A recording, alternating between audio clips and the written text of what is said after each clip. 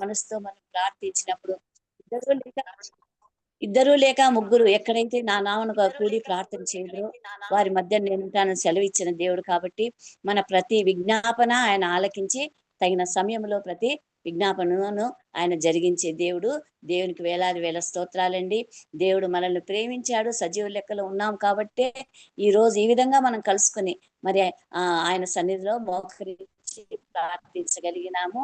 ఇప్పుడు మనం పాట ద్వారా ఆయన్ని స్తుతిస్తామండి. పాట ద్వారా స్తుతించి తర్వాత ఆయన స్వరాన్ని వినడానికి మనం సిద్ధంగా ఉందామండి. అమ్మ దయచేసి అందరూ మ్యూట్ లో పెట్టుకోండి. దయచేసి డిస్టర్బ్ చేయొద్దండి అమ్మా. మన మధ్య మరి వేణి గారు ఉన్నారు, సహోదరి, మరి మదనపల్లి సహోదరి. మరి ఈ సహోదరి ఇది వరకు కూడా మనకు వాక్యం చెప్పారండి. మరి సహోదరిని చూస్తే మీకు గుర్తుకొస్తుందేమో. మరి ఆ సహోదరి అమ్మా ఉన్నావారా? ఉన్నాను అక్క, ఉన్నాను. అవేమ్మా మంచి దేవుడు. వందనాలు. ఉన్నాను.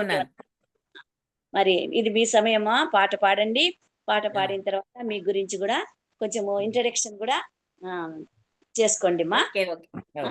వందనాలు. Take your own time. ఊహింపలేని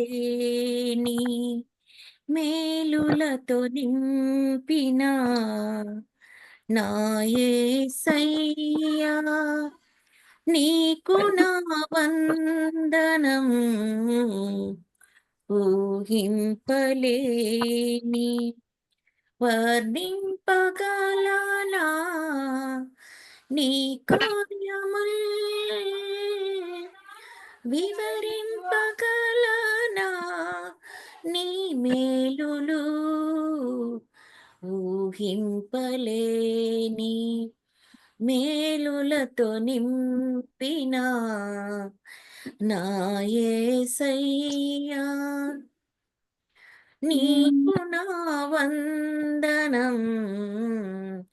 ఊహింపలేని మేలుతో నా హృదయం తృప్తిపరచినావు. రక్షణ పాత్రనిచ్చి నిన్ను స్తుతింతును.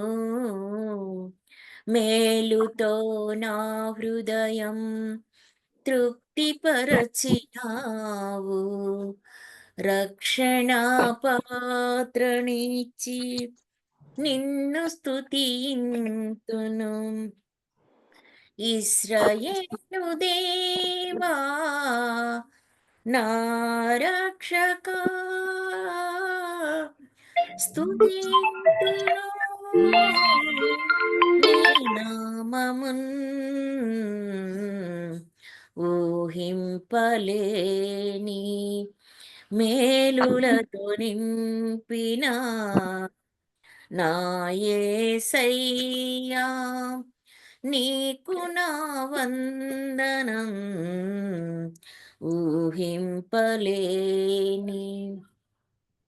నా దీన స్థితిని నీవు మార్చినావు. నా జీవితానికి విలువనిచ్చినావు. నా దీన స్థితిని నీవు మార్చినావు. నా జీవితానికి విలువనిచ్చినావు. నీ కృపతో నన్ను ఆదరించినావు. నీ సన్నిధి నాకు తోడునిచ్చినావు. నీ కృపతో నన్ను ఆదరించినావు. నీ సన్నిధి నాకు తోడునిచ్చినావు. ఊహింపలేని మేలులతో నింపిన నా యేసయ్యా, నీకు నా వందనం. ఊహింపలేని నా ప్రాణమా నా అంతరంగమా యెహోవా నామమును సన్నుతించుమా నా ప్రాణమా నా అంతరంగమా యెహోవా నామమును సన్నుతించుమా యేసయ్య చేసిన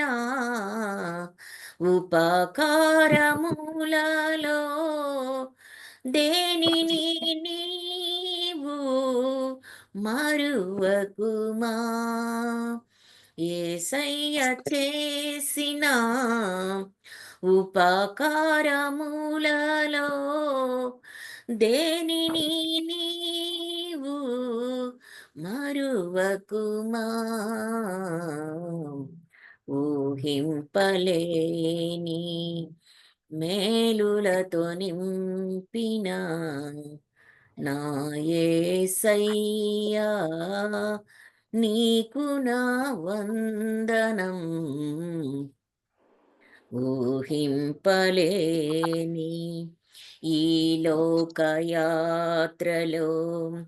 పరలోక పయనంలో కరుణతో మమ్మును కాపాడుచున్నావు ఈ లోకయాత్రలో పరలోక పయనంలో కరుణతో మమ్మును కాపాడుచున్నావు ఈ లోకమందునా అద్భుతాలు చేసితివే నా యేసయ్యా నీకు నా వందనం ఈ లోకమందునా అద్భుతాలు చేసితివే నా యేసయ్యా నీకు నా వందనం ఊహింపలేని మేలులతో నింపిన నా యేసయ్యా నీకు నా వందనం వర్ణింపగలనా నీ కార్యములను వివరింపగలనా నీ మేలులన్ వర్ణింపగలనా నీ కార్యములను వివరింపగలనా నీ మేలులన్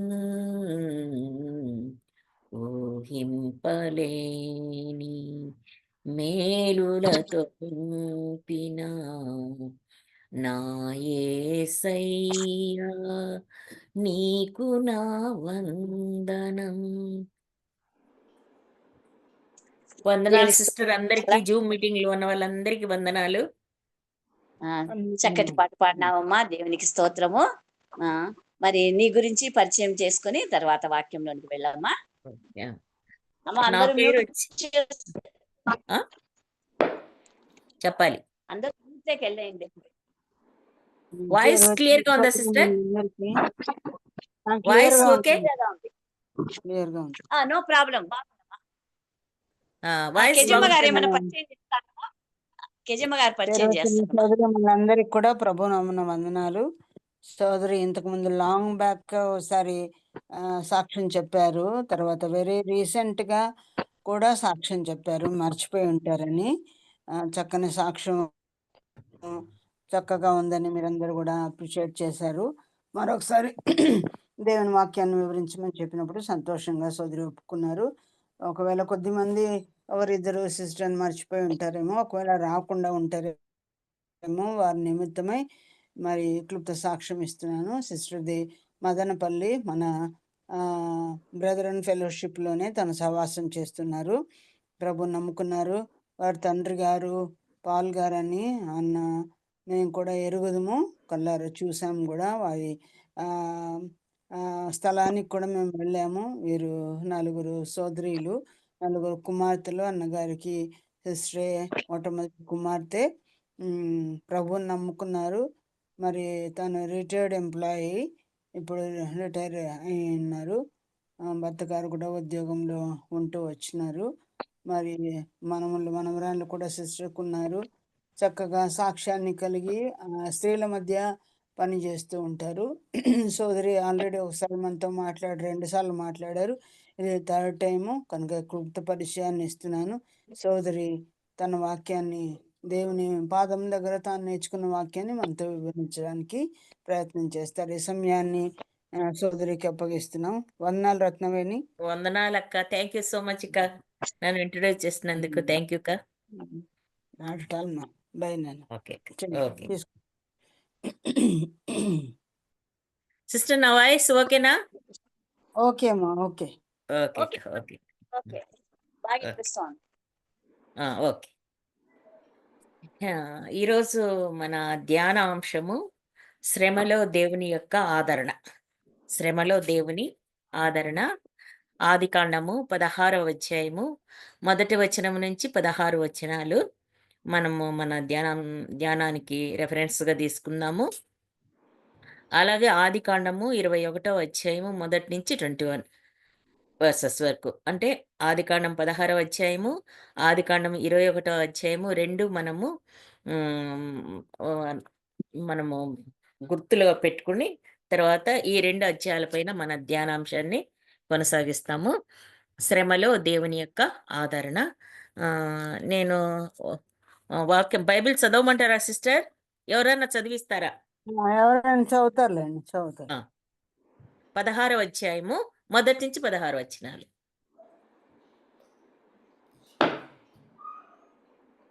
అబ్రాము భార్య అయిన శారయి అతనికి పిల్లలు కనలేదు.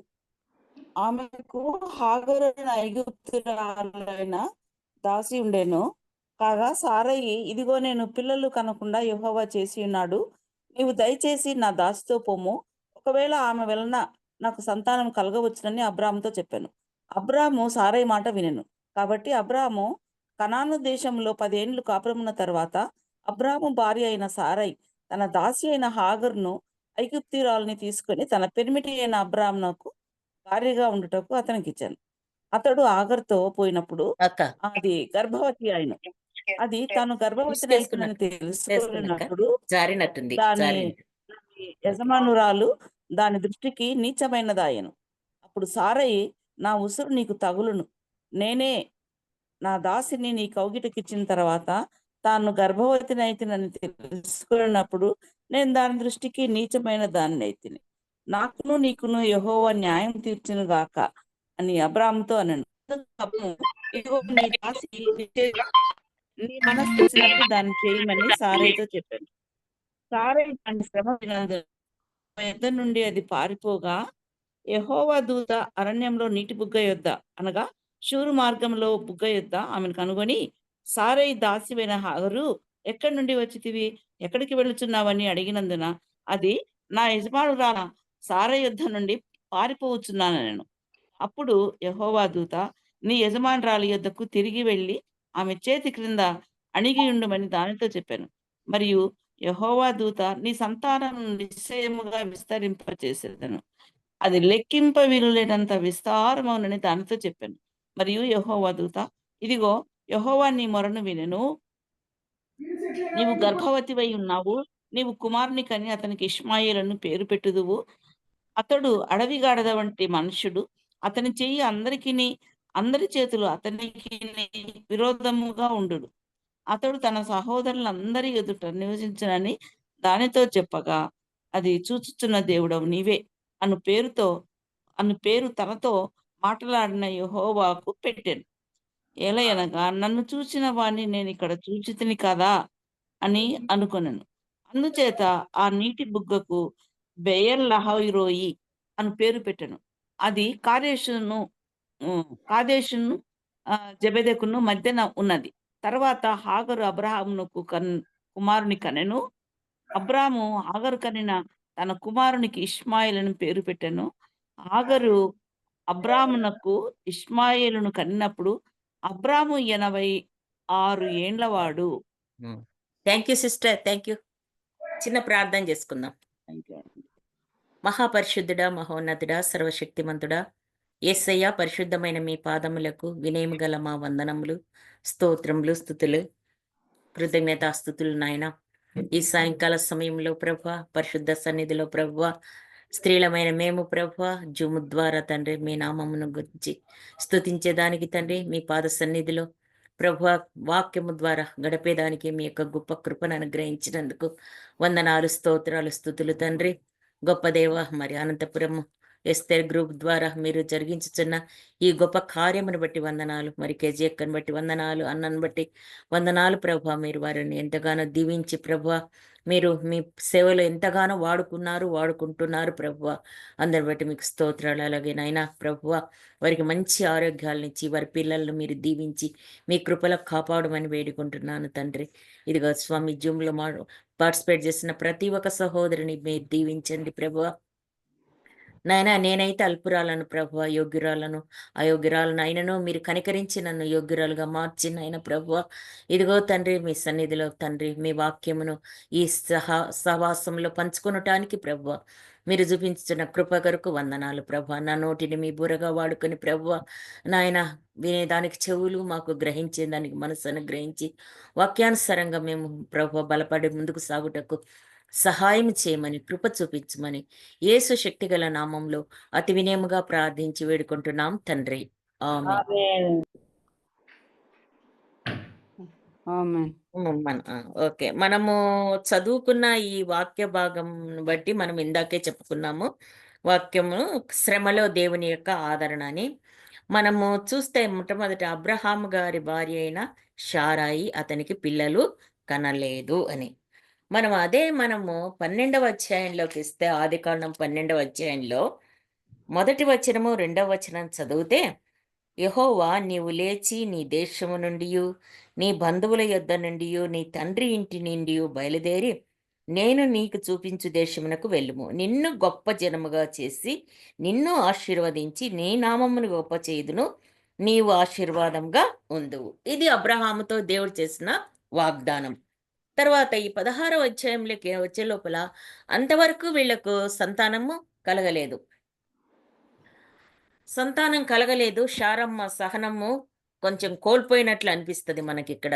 మనకు ఆత్మీయ తల్లి అయినటువంటి శారమ్మ గారు ఇక్కడ సహనాన్ని కోల్పోయినట్లు మనకు కనపడుతుంది.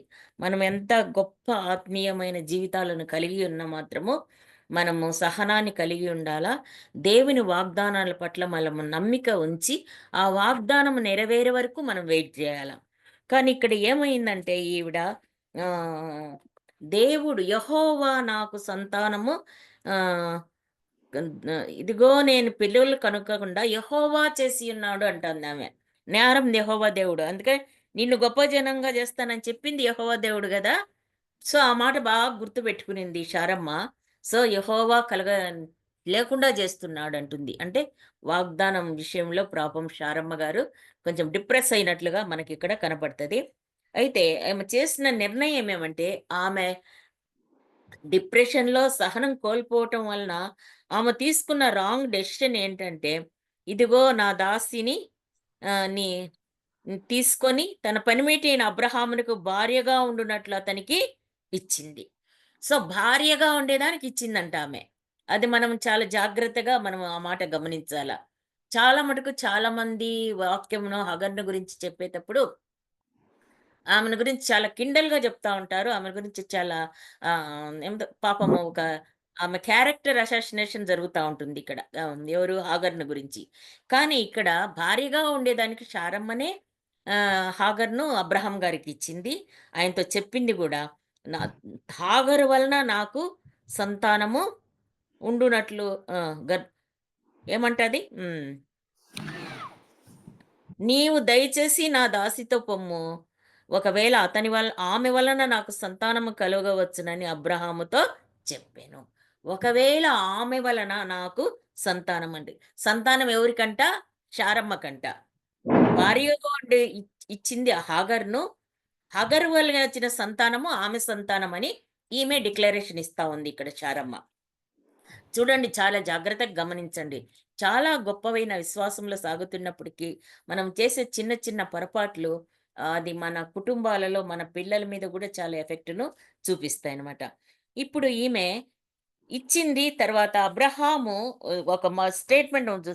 షారాయి మాట వినెను అని ఉంది. అబ్రహాం గారు చాలా మంచోళ్ళు. షారమ్మ ఏం చెప్తే అది చేస్తారు. ఎందుకంటే మనము ఈ దేశాన్ని వదిలిపెట్టి వెళ్ళిపోదాము, దేవుడు చూపించే దేశానికి వెళ్ళిపోదాం అన్నప్పుడు ఆమె ఏమి, ఎందుకు, ఏమిటి అనే ప్రశ్నలు లేకుండా తన యజమానుడు చెప్పినట్టుగా ఆమె తన యజమానుని వెంబడి వెళ్ళింది. అదే ఆమెకున్న మొట్టమొదటి బ్లెస్సింగ్ శారమ్మకు. సో, అబ్రహాం గారికి శారమ్మ మీద చాలా నమ్మకం, విశ్వాసం. సో, శారాయి మాట విన్నాడు. అయితే తర్వాత ఏం జరిగింది అని మనం ఆలోచన చేస్తే ఆహ్, ఆమె గర్భవతి అయిందని. అప్పుడు శారాయి అతడు హాగరుతో పోయినప్పుడు ఆమె గర్భవతి ఆయను. తాను గర్భవతినైతినని తెలుసుకున్నప్పుడు దాని యజమానురాలు దాని దృష్టికి నీచమైనదాయెను. సో, అసలుకి ఎవరు ఈ హాగరు అని మనం మొదట ఆలోచన చేస్తే, హాగరు అంటే విడువబడినది అని అర్థము, లేక విడిచిపెట్టబడింది అని అర్థం హాగరు అంటే. ఈ అమ్మాయి ఎక్కడి నుంచి వచ్చింది అంటే, ఐగు కనానులో అబ్రహాం గారు కాపురం ఉన్నప్పుడు కరువొచ్చేసింది కనానులో. కనానులో కరువొచ్చినప్పుడు ఈజిప్ట్‌కు వలస వెళ్ళిపోయినాడు కదా! మామూలుగా అనంతపురం జిల్లాలో కరువొస్తే బెంగుళూరు వెళ్ళిపోతారు చాలా మటుకు. హ్మ్. సో, అట్లాగా ఈళ్ళు కరువులో కనాన్‌ను వదిలిపెట్టి పక్క స్టేట్ అయినటువంటి ఆ యొక్క ఫరో ఏమంటారు? ఆ ఈజిప్ట్‌కెళ్ళిపోయినారు. ఈజిప్ట్‌కెళ్ళిపోయిన తర్వాత, ఈజిప్ట్ వాళ్ళ లక్షణాలు ఏంటి అని మనం ఒక్కసారి చూసినప్పుడు 12వ అధ్యాయము ఆదికాండం 12:12లో అబ్రహాము శారమ్మతో అంటాడు ఇట్లా, "ఇదిగో నీవు చక్కని దానవని ఎరుగుదును. ఐగుప్తీయులు నిన్ను చూచి ఈమె అతని భార్య అని చెప్పి నన్ను చంపి నిన్ను బ్రతకనిచ్చెదరు. నీ వలన నాకు మేలు కలుగునట్లు నిన్ను బట్టి నేను బ్రతుకునట్లు నీవు నా సహోదరువని దయచేసి చెప్పుము" అనెను. సో, ఇక్కడ ఎందుకంటే ఐగుప్తీయులు అందంగా ఉన్న అమ్మాయిలను ఏం చేస్తున్నారు? చెరపట్టే స్వభావం కలిగిన వాళ్ళుగా ఉంటున్నారు. అయితే ఈ విషయం ఎక్కడికెళ్ళిపోయిందంటే ఫరో గారి దగ్గరికెళ్ళిపోయింది. కనాను దేశం నుంచి ఒక వ్యక్తి వచ్చినాడు. తన మరి అతని యొక్క భార్య చాలా అందంగా ఉంది, చాలా సొగసుగా ఉందని చెప్పినప్పుడు ఫరో ఏం చేస్తాడంటే నేను అతని సహోదరిని అని ఆమె చెప్పటం వలన ఆమెను ఫరో ఇంటికి తీసుకొని పోతారు. ఫరో ఆమెను ముట్టక ముందే ద- దర్శనము ద్వారా ఫరోతో మాట్లాడి దేవుడు ఆమెను ముట్టకుండా చేస్తాడు. ఏం చేస్తాడంటే ఫరోను అతని ఇంటి వారిని మహావేదనల చేత బాధించెను. దేవుడు బాధించేస్తాడు. ఆమెను ముట్టకుండా చేస్తాడు. తర్వాత ఆమె ఫరో ఇంటిలో ఉన్నన్ని రోజులు ఫరో ఇంట్లో శ్రమలు కలుగుతాయి. చూడండి, దేవుని పిల్లలు భయపడకూడదు. ఏదైనా అనానుకూలమైన పరిస్థితులు సంభవించినప్పుడు ప్రభువు మనకు తోడుగా ఉంటాడు.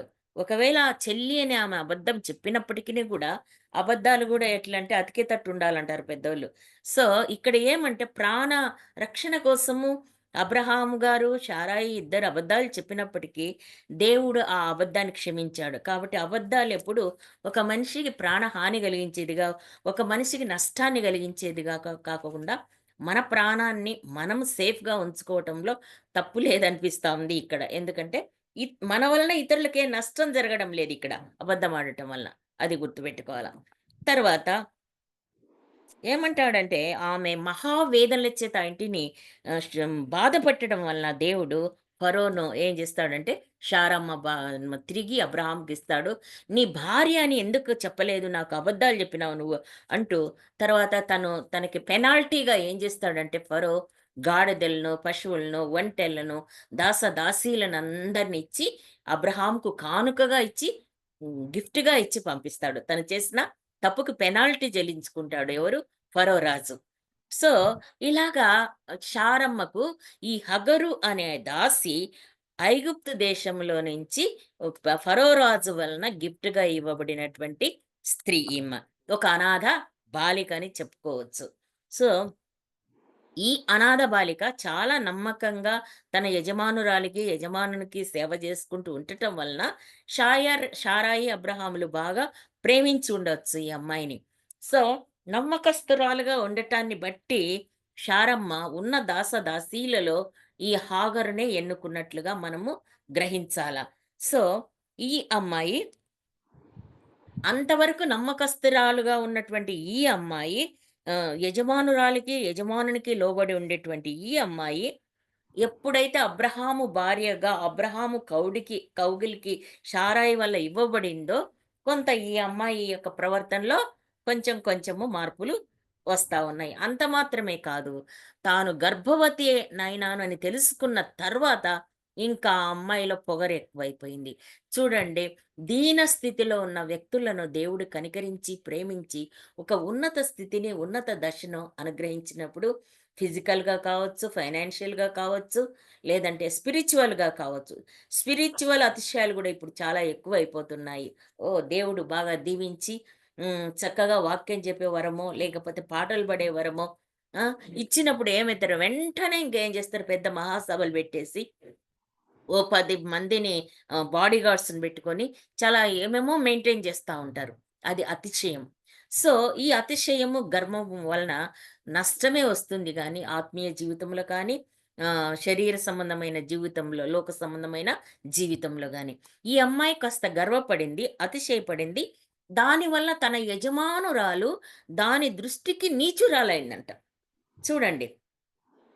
నీచురాలవ్వటమా అంటే ఇన్ని రోజులు తనల్ని పోషించిన తన యజమానురాలు, తన యజమానురాలి భర్తను నీ కౌగిట్లోకి నిన్ను పంపిస్తే, నువ్వు దేవుని కృప వలన, కనికరం వలన ఆ యొక్క ఏమంటారు ఒక బానిస పాప నుంచి నువ్వు ఒక భార్య స్టేజ్‌కి దేవుడు నిన్ను ప్రమోట్ చేసిన తర్వాత ఏం చేయాలా? ఇంకా ఒదిగుండాల అమ్మాయి. ఇంకా ప్రేమగా ఉండాలి శారమ్మతో. అమ్మా, నాకున్న స్థితిలో నుంచి నన్ను ఒక గొప్ప స్థితికి తీసుకొనొచ్చినావు. యజమానురాలికి నన్ను భార్యగా చేసినావు. చాలా సంతోషం అమ్మా, నీకు థాంక్స్ అమ్మా అని చెప్పాల్సింది పోయి, గర్వపడి తన యజమానురాలు దాని దృష్టికి నీచుడు. అంతే.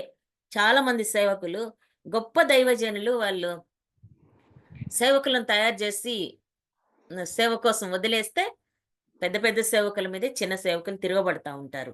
ఇదే ఆత్మీయమైనటువంటి అతిశయం అన్నమాట. సో, ఇలాగా ఎప్పుడైతే గర్వపడిందో, శారమ్మ ఏమంటుందంటే 5వ వచనంలో, అప్పుడు నా ఉసురు నీకు తగులును. నేనే నా దాసిని నీ కౌగిటికిచ్చిన తర్వాత, తాను గర్భవతి అయినదని తెలుసుకున్నప్పుడు, నేను దాని దృష్టికి నీచమైన దానినైతిని. నాకును నీకును యెహోవా న్యాయం తీర్చునుగాక అని అబ్రహాముతో అనెను. సో, తప్పు చేసింది పాపం శారమ్మ. శారమ్మ ఏం చెప్తే అది చేస్తా అన్నాడు అబ్రహాం గారు. కానీ ఏం చేస్తా ఉంది? అబ్రహాము గారిని పాపము శారమ్మ మంచామె గూడా ఏం చేస్తాంది? ఆ యొక్క కోపంలో అబ్రహాం గారిని దూషిస్తుంది. నా ఉసురు నీకు తగులుతాది అంటాంది. సో, మనము చేసే కొన్ని అనాలోచితమైనటువంటి నిర్ణయాల వలన, తప్పుల వలన మనము మళ్ళా ఎదుటి వ్యక్తి పైన వాటిని మనము వెయ్యకూడదు. మన వలన జరిగిన తప్పును మనమే ప్రభు సన్నిధిలో కనిపెట్టి క్షమాపణ చెప్పుకొని ఆ తప్పు జరిగిన కారణమైన వ్యక్తిని క్షమించమని అడిగి, తర్వాత ఆ పరిస్థితులన్నీ చక్కబడేదానికి మనము దేవుని సన్నిధిలో కనిపెట్టాలా కానీ, ఎదుటి వ్యక్తిని దూషిస్తే వచ్చే ప్రయోజనం ఏమీ లేదు. అబ్రహాం గారిని దూషిస్తా ఉంది. తర్వాత నీకు నాకు యెహోవాయే న్యాయం తీర్చును అని యెహోవాను తీసుకొచ్చి మధ్యలో కూర్చోబెడతా ఉంది ఆమె. అంటే యెహోవా దేవుణ్ణి అడిగి ఇచ్చిందా ఈమె హాగర్‌ను అబ్రహాం కౌగిటికి? ఇవ్వలే. నిన్ను గొప్పగా జనంగా చేస్తానని అబ్రహాంతో దేవుడు వాగ్దానం చేస్తే, ఆ వాగ్దానాన్ని మర్చిపోయి, ఆ వాగ్దానం నెరవేరే వరకు వెయిట్ చేయకుండా ఏం చేస్తాంది శారమ్మ తల్లి? హాగర్‌ని ఇవ్వడమే కాకుండా మళ్ళా అబ్రహాం గారిని పాపము దూషిస్తా ఉంది. ఇది చిన్న తప్పు. ఇవి ఆత్మీయమైన స్థితిలో, గొప్ప స్థితిలో ఉన్న స్త్రీలు గూడా గమనించాల్సింది ఏంటంటే, మనం చేసే తప్పులను మనమే రెస్పాన్సిబిలిటీ తీసుకొని, దేవుని సన్నిధిలో ఆ తప్పులను ఒప్పుకొని, ఆ పరిస్థితులు చక్కబడేదానికి మనం ప్రయత్నం చేయాలి కానీ, ఎదుటి వ్యక్తిమైన భర్త కావచ్చు, పిల్లలు కావచ్చు, సంఘ పెద్దలు కావచ్చు, ఇలాంటి వాళ్ళ మీద మనము నిందలు వెయ్యకూడదని దేవుని వాక్యము సెలవిస్తా ఉంది. తర్వాత అప్పుడు అబ్రహాం గారు అంటారు, ఇదిగో నీ దాసి నీ చేతిలో ఉన్నది, నీ మనస్సు వచ్చినట్లు దానిని చేయమని షారాయితో చెప్పెను. షారాయి దానిని శ్రమ పెట్టినందున ఆమె యొద్ద నుండి అది పారిపోగా. ఇంకా ఏం చేస్తాడు పాపం అబ్రహాం తండ్రి? ఏం చెయ్యగలడు ఆయన? నువ్వే ఇచ్చినావు. గర్భవతి అయింది, అది దేవుని కనికరం వలన. మరి ఆ అమ్మాయి ప్రవర్తనలో మార్పు వచ్చింది. సో, నీ దాసి నీ చేతిలో ఉంది. నీ ఇష్టం వచ్చినట్లు అబ్రహాము గారు ఏమి మాట్లాడినా, ఏ నిర్ణయాలు తీసుకున్నా గూడా దేవుని సన్నిధిలో నుంచే ఆయన గ్రహించి మాట్లాడతాడు. దావీదు గారు గూడా అంతే కదా! దేవుని సన్నిధిలో మొరపెట్టి, కనిపెట్టే నిర్ణయాలు తీసుకుంటాడు. ఏదో 1, 2 సార్లు ఆయన దారి తప్పినట్లుగా మనం బైబిల్ గ్రంథంలో చూస్తాం. సో, ఇప్పుడు నీ దాసి నీ చేతిలో ఉంది అని ఎప్పుడైతే అబ్రహాం గారు అన్నారో, శారమ్మ గారిలో లేని ధైర్యం వచ్చేసింది. ఏం చేస్తది? శారాయిని కష్టపెట్టడము మొదలుపెట్టింది. పాపం కడుపుతో ఉంది అమ్మాయి. బానిస పాప. బానిస పాప. తల్లిదండ్రులు లేని పాప. నిన్ను నమ్ముకొని నీ ఇంట్లో ఉంది. సో, అలాంటి అమ్మాయిని బాధ పెట్టొచ్చా? అది గర్భంతో ఉన్న అమ్మాయిని. సో, ఒకవేళ అన్నం సరిగ్గా పెట్టలేదేమో. తర్వాత పనులు ఎక్కువగా చేయించుకునిందేమో. ఇట్లాగా మాటలతో, సూటిపోటి మాటలతో హాగర్‌ని ఏమైనా ఇబ్బంది పెట్టిందో మనకు తెలియదు కానీ, ఆమె శారాయిని కష్టపెట్టినట్లుగా మనము హాగర్‌ని కష్టపెట్టినట్లుగా మనము చూస్తాం. ప్రియమైన దేవుని పిల్లలారా, స్త్రీలమైన మనము మన కుటుంబాలలో మన ఆహ్, కోడళ్ళు, మన ఇంటికొచ్చిన కోడళ్ళు మన దగ్గరుంటారు. మన కూతుర్లు ఇంకొక ఇంటికి పోతారు. కానీ వచ్చిన వారిని పరిస్థితుల్లో ఇంకొక తల్లి కన్న అమ్మాయి మన ఇంటికొచ్చినప్పుడు, ఆ అమ్మాయిని మనం చాలా జాగ్రత్తగా చూసుకోవాలి. ఎందుకంటే తన వాళ్ళందరినీ వదిలేసొస్తది గాబట్టి. సో, వాళ్ళని శ్రమ పెట్టి, కష్టపెట్టి, నష్టపెట్టే దాని యొక్క తగిన ఏమంటారు ప్రతిఫలాన్ని మనం పొందాల్సిందే. శారమ్మ గూడా ఆ ప్రతిఫలాన్ని పొందింది. చివర్లో ఆమె ప్రతిఫలం పొందిందో, హాగర్‌ని కష్టపెట్టడం వల్ల అనేది మనం చివర్లో జూసుకుందాము. సో, కష్టపెట్టడం వలన తను పారిపోయిందంట. పారిపోయినప్పుడు ఇక్కడ మనం చూస్తాము 7వ వచనంలో, యెహోవా దూత అరణ్యములో నీటి బుగ్గ యొద్దగా, అనగా షూరు మార్గములో బుగ్గ యొద్ద ఆమెను కనుగొని. దేవుడు విడిచిపెడతాడమ్మా? బానిస పిల్లలాగా వచ్చింది పాపము. ఆ! అదే గొప్ప ప్రవక్త అయినటువంటి అబ్రహాము ఇంటికి, నీతిమంతుడైన అబ్రహాము ఇంటికి వచ్చిన ఈ అమ్మాయిని, ఆ ఇంట్లో ఉన్న బానిస పిల్లని దేవుడు వదిలిపెడతాడా? నీవు నేను శ్రమలో, కష్టంలో, బాధలో, ఇరుకులో, ఇబ్బందుల్లో ఉన్నప్పుడు ప్రభువుని నమ్ముకున్న మనము ఆయనను చూడకనే నమ్మినాము. ధన్యులు అంటున్నారు మనల్ని. సో, ధన్యులమైన మనము మరి ఈ అమ్మాయి ఆహ్, ఇలాగా దేవుడు వదిలేస్తాడా? ఆమె పోతూ ఉంటే ఆమెకి ఎదురొచ్చినాడు ప్రభువు. నిజంగా ఇది చాలా ఆశ్చర్యకరమైన విషయము. నీటి బుగ్గ యొద్ద ఆమెను కనుగొనెను. తర్వాత శారాయి దాసువైన హాగరు, ఎక్కడి నుండి వచ్చితివి? ఎక్కడి నుండి వెళ్ళుచున్నావని అడిగినందుకు, ఎక్కడి నుంచి వచ్చినావు? ఎక్కడికి వెళ్తున్నావు? రెండే ప్రశ్నలు దేవుని దూత అంటే ప్రభువు ఆ అమ్మాయితో మాట్లాడుతున్నాడు. కానీ హాగరును మాత్రము ఈ విషయంలో చాలా చక్కగా మనము మెచ్చుకోవచ్చు. ఏంటంటే నిజంగా మాట్లాడుతాంది. ఏంటంటే నా యజమానురాలైనటువంటి శారాయి యొద్ద నుండి పారిపోతున్నాను. సత్యమే మాట్లాడింది కదా! సో, దేవునికి ఎట్లంటే ఉన్న సంగతి ఉన్నట్లు దేవునితో మనము చెప్పాల. మనము చేసిన ప్రతి బలహీనతను, ప్రతి అబద్ధాన్ని అన్నిటిని మనం దేవుని సన్నిధిలో ఉన్నది ఉన్నట్టు ఒప్పుకోవాలా. ఇప్పుడు హాగర్ అలా ఒప్పుకుంటాంది. దేవుడే ఎదురొచ్చి, దేవుడే ప్రశ్నిస్తా ఉండడము హాగర్‌కు చాలా అది ఒక మంచి గొప్ప అదృష్టంగా మనము భావించాలి. ఎందుకంటే అదొక బ్లెస్సింగ్‌గా మనం ఆశీర్వాదంగా భావించాల. స్త్రీ, అనాథ బిడ్డ అయినటువంటి ఈ హాగరు నిజాయితీగా మాట్లాడుతాంది. ఎందుకంటే ఈ నిజాయితీ ఎక్కడ నేర్చుకునిందంటే, తన యజమానుడైన అబ్రహాము దగ్గర ఆమె నిజాయితీని నేర్చుకునింది. నా యజమానుడైన శారాయి దగ్గర నుంచి పారిపోతాన్నాను నేను అంటది. సో, అప్పుడు యెహోవా దూత నీ యజమానురాలి యొద్దకు తిరిగి వెళ్ళి ఆమె చేతి క్రింద అణిగి మణిగి ఉండుమని దానితో చెప్పాను. దేవుడు ఏం చెప్పాడు చూడండి. అబ్రహాము కౌగిటికి ఇవ్వబడినటువంటి హాగర్ను దేవుడు అరణ్యంలో విడిచిపెట్టి, సరేరా నీ చేయి పట్టుకొని నేను నడిపించుకొని నీ మీ ఐగుప్తు దేశాన్ని తీసుకొని పోయి మీ ఇంట్లో దిగబెడతాను అనలేదు దేవుడు. అక్కడ ప్రశాంతంగా ఉండిపో, ఎందుకు శారమ్మ దగ్గర కష్టపడతావని. కానీ నీ యజమానురాలి చేతి కింద అణిగి మణిగుండు, పో తిరిగి వెళ్ళు అంటున్నాడు దేవుడితో. దేవుడి మాటలు చాలా స్పష్టంగా ఉంటాయి. మనము గ్రహించితే మాత్రము మనము ధన్యులము. మనము మన శ్రమలో, మన కష్టంలో, మన బాధలో, మన ఇబ్బందుల్లో మనం ప్రార్థన చేస్తాము. ప్రభు వాక్యం ద్వారా జవాబిస్తాడు. ఎవరో ఒకరి ద్వారా మనతో మాట్లాడతాడు. కానీ వాళ్ళు చెప్పిన మాటలు మనము అంతగా నమ్మేదానికి ఇష్టపడము. దానికి ఆ వాక్యానికి లోబడేదానికి మనము ఇష్టపడము. ఇక్కడ యెహోవా దూత మాటకు లోబడింది హాగరు. సో తిరిగి వెళ్ళింది. తిరిగి వెళ్ళేదానికి సిద్ధపడింది. అయితే అప్పుడు దేవుడు హగరుతో ఏమంటాడంటే, నీ సంతానము నిశ్చయముగా విస్తరింపచేసేదను, లెక్కింప వేలు లేనంత విస్తారమగునని దానితో చెప్పెను. మరియు యెహోవా దూత, ఇదిగో యెహోవా నీ మొర వినెను, నీవు గర్భవతివై ఉన్నావు, నీవు కుమారుని కని అతనికి ఇష్మాయేలు అను పేరు పెట్టుదువు.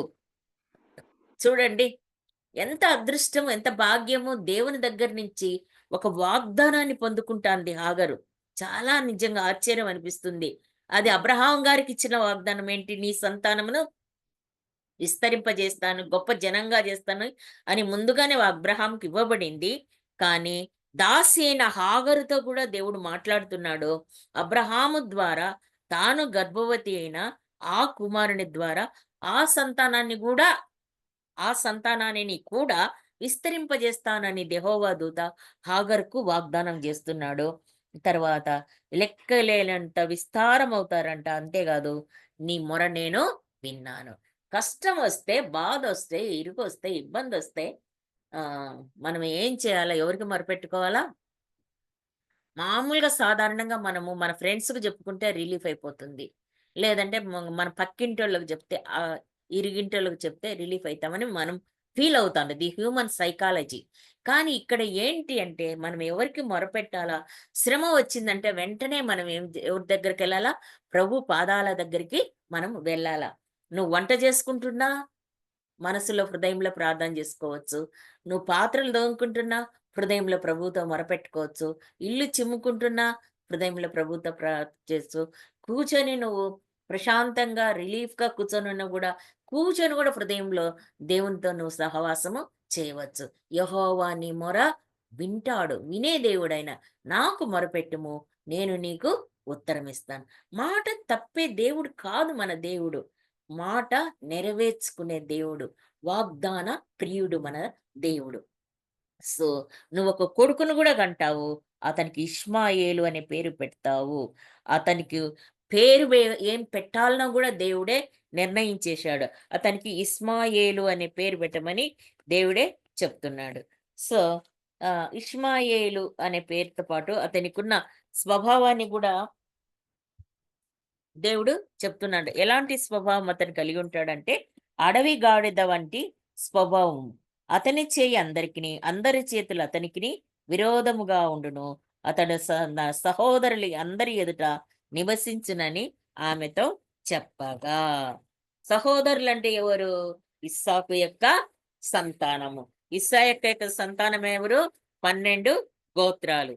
ఇశ్రాయేలు యొక్క 12 గోత్రాలు. సారీ.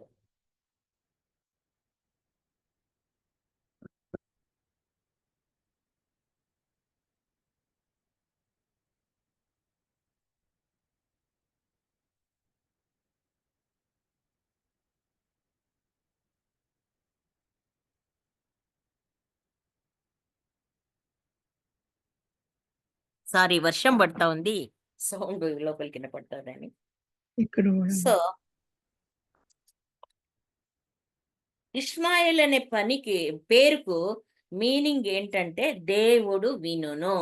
నీ మొర నేను విన్నాను, అతనికి ఇష్మాయేలు అని పేరు పెట్టు అని చెప్తాడు. అతనికి అడవి గాడిద లాంటి స్వభావం. అంటే అడవి గాడిద స్వభావం ఎట్లా అంటే వైల్డ్ నేచర్ అంట దానికి.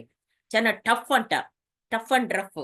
సో, ఎట్లా ఎత్తులు, పల్లాలు, రాళ్ళు, రప్పలు, ఏమంటారు, ముల్లులు ఏమున్నా కూడా దాటుకుంటా ఎళ్ళిపోతుందంట. తర్వాత గట్టి గట్టిగా అరుస్తుందంట. తర్వాత దానికి నాలెడ్జ్ కూడా చాలా ఎక్కువంట. మంచి జ్ఞాపక శక్తి ఉందంట. సో, ఇలాంటి స్వభావము కలిగిన కుమారుడిని నువ్వు కంటావు. తన సహోదరుల ఎదుటే ఉంటాడు.